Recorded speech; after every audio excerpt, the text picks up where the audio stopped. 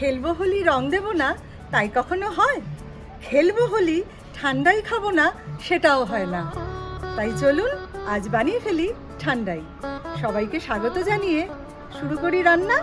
চলুন রান্নাঘরে। ঠান্ডাই বানাবার জন্য নিয়েছি বড় চামচের 2 চামচ কাজু বাদাম, 2 চামচ আমন্ড বাদাম, 1 চামচ পেস্তা, 1 চামচ চারমগজ, 1 চামচ মৌরি, কিছুটা শুকনো গোলাপের পাপড়ি, পোস্ত, গোলমরিচ আর কিছুটা মিছরি বাদ দিয়ে বাকি সমস্ত উপকরণগুলো শুকনো খোলায় হালকা করে রোস্ট করে নেব।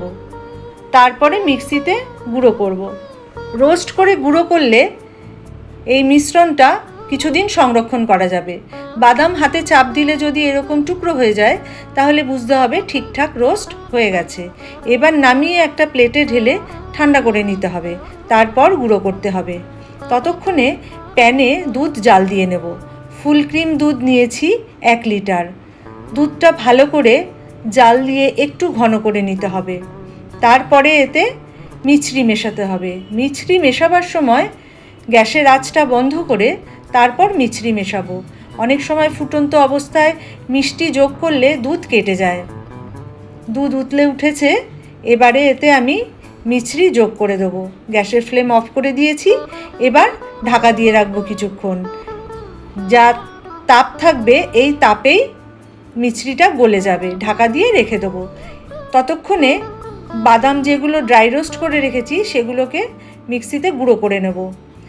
একটু দানা দানা রেখে গুঁড়ো করব, যাতে ঠান্ডায় খাওয়ার সময় মুখে বাদামের টুকরো পড়লে বেশ ভালো লাগে। দিয়ে দিলাম বড় চামচের 2 চামচ আমুল মিল্ক পাউডার আর সামান্য বিট লবণ।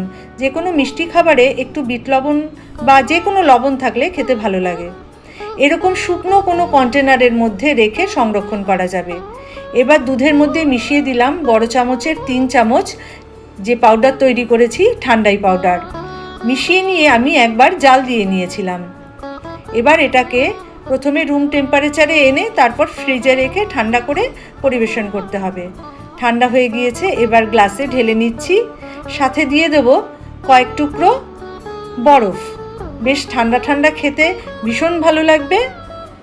আর দেব সাজানোর জন্য ওপর থেকে পেস্তা আর আমন্ডের কুচি, একটু শুকনো গোলাপের পাপড়ি আর গুলকান্দ। এটা আপনারা যে কোনো পানের দোকানে কিনতে পাবেন। ঠান্ডার মধ্যে গুলকান্দ দিলে একটা সুন্দর ফ্লেভার আসে আর খেতে তো অসাধারণ লাগেই। এই ঠান্ডায় না থাকলে দোল খেলা বা হোলি খেলার মজাটাই থাকবে না। ওপর থেকে একটু গোলাপের পাপড়ি আর এই গুলকান্দ। যেমন সুন্দর গন্ধ তেমন সুন্দর স্বাদ, দারুণ হবে খেতে। কেমন লাগলো অবশ্যই কমেন্ট করে জানাতে ভুলবেন না। ভালো লাগলে একটা লাইক করে দেবেন। এমন আরও রেসিপি পেতে চ্যানেলটি সাবস্ক্রাইব করার অনুরোধ রইল।